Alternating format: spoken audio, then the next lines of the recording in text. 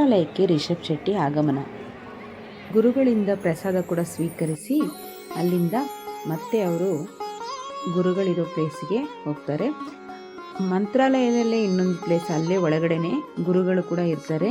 ಅಲ್ಲಿ ಹೋಗಿ ಅವರು ಗುರುಗಳ ಹತ್ರ ಮಾತಾಡಿ ಅವ್ರ ಹತ್ರ ಆಶೀರ್ವಾದ ಪಡೆದು ನಂತರ ಅಲ್ಲಿ ಕೊಡುವಂತಹ ಅಕ್ಷತೆಗಳು ಹಾಗೆ ಕಲ್ಸಕ್ರೆ ಕೂಡ ಸ್ವೀಕರಿಸಿ ನಂತರ ಅವರು ಮರಳಿ ಹಿಂತಿರುಗುತ್ತಾರೆ. ಸೊ ಅಲ್ಲಿಗೆ ಬರದೇ ಇರೋರು ಯಾರೂ ಇಲ್ಲ, ಎಷ್ಟೊಂದು ಗಣ್ಯಾತರ ವ್ಯಕ್ತಿಗಳು ಕೂಡ ಅಲ್ಲಿ ಬರ್ತಾರೆ, ಗಣ್ಯರು.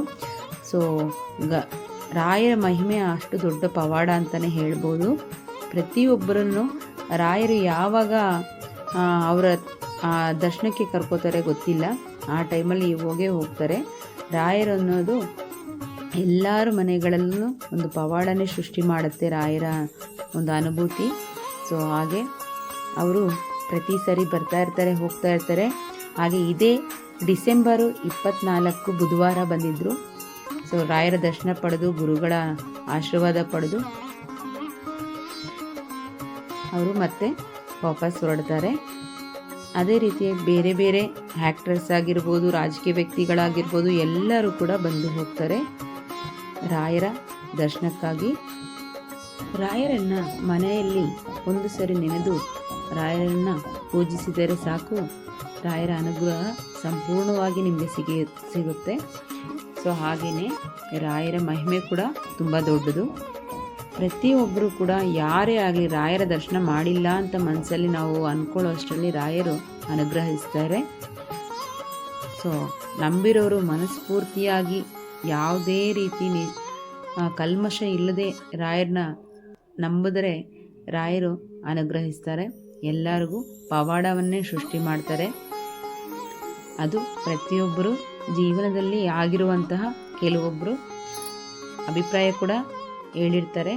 ಸೊ ಅದನ್ನು ಅನುಭವಿಸಿದವ್ರಿಗೆ ಗೊತ್ತಿರುತ್ತೆ ರಾಯರ ಮಹಿಮೆ ಏನು ಅಂತ. ಹಾಗೆ ಇಲ್ಲಿ ಎಷ್ಟೋ ಜನ ಭಕ್ತಾದಿಗಳು ಬರ್ತಾರೆ, ತುಂಬ ಜನನೇ ಬರ್ತಾರೆ. ಆದರೆ ಆ್ಯಕ್ಟ್ರೆಸ್ಸು ಅವರೆಲ್ಲ ಬಂದಾಗ ಸ್ವಲ್ಪ ಜಾಸ್ತಿ ಕ್ರೌಡ್ ಜಾಸ್ತಿ ಆಗುತ್ತೆ. ಆ ಕಾರಣದಿಂದ ಅವರು ಸ್ವಲ್ಪ ಹಾಗೆ ಬೇಗ ಮುಗಿಸ್ಕೊಂಡು ಹಿಂತಿರುಗುತ್ತಾರೆ. ಯಾವುದೇ ದೇವಸ್ಥಾನ ಆಗಲಿ, ಯಾವುದೇ ತೀರ್ಥಕ್ಷೇತ್ರ ಆಗಲಿ, ನಾವು ದೇವರ ಸನ್ನಿಧಿಯಲ್ಲಿ ಗರ್ಭಗುಡಿಯ ಮೇಲೆ ಇರುವಂತಹ ಕಳಶವನ್ನು ನೋಡಬೇಕು ಅಂತ ಹೇಳ್ತಾರೆ. ತುಂಬ ಒಳ್ಳೆಯದಾಗತ್ತೆ. ಅಲ್ಲಿ ಭಜನೆಗಳು, ಪೂಜೆಗಳು ನಡೆಯುತ್ತವೆ. ಈಗ ಆ್ಯಕ್ಟ್ರೆಸ್ಸು ಪೂಜೆ ಎಲ್ಲ ಮುಗಿಯಿತು. ಹಾಗೆ ರಿಷಬ್ ಶೆಟ್ಟಿ ಅವ್ರ ವೈಫು ಇವಾಗ ಹಿಂದೆ ತಿರುಗಿ ಹೋಗ್ತಾ ಇದ್ದಾರೆ. ಸೊ ಇವಾಗ ಫುಲ್ಲು ಸೆಕ್ಯೂರಿಟಿಯೊಂದಿಗೆ ಅವ್ರನ್ನ ಕಾರಲ್ಲಿ ಕೂರಿಸಿ ಕಳಿಸ್ತಾ ಇದ್ದಾರೆ. ಎಷ್ಟೋ ಜನ ಸೆಲ್ಫಿಗಳು ತೆಕ್ಕೊಂಡು ಅವರು ಆಮೇಲೆ ಕಾರಲ್ಲಿ ಕೂರಿಸಿ ಸೆಕ್ಯೂರಿಟಿ ಅವರು ಬಾಡಿ ಗಾರ್ಡ್ಸ್ ಇರುತ್ತೆ. ಹಾಗೆ ಸರ್ಕಾರ ಕೂಡ ಸೆಕ್ಯೂರಿಟಿ ಕೂಡ ಕೊಟ್ಟಿರುತ್ತೆ. ಅವ್ರು ಬಂದಾಗ ಪೂಜೆ ಎಲ್ಲ ಮುಗಿದ ನಂತರ ಅವ್ರನ್ನ ಸೇಫಾಗಿ ಮತ್ತೆ ವಾಪಸ್ ಹಿಂತಿರುಗಿಸಿ ಕಳಿಸ್ತಾರೆ. ಇದು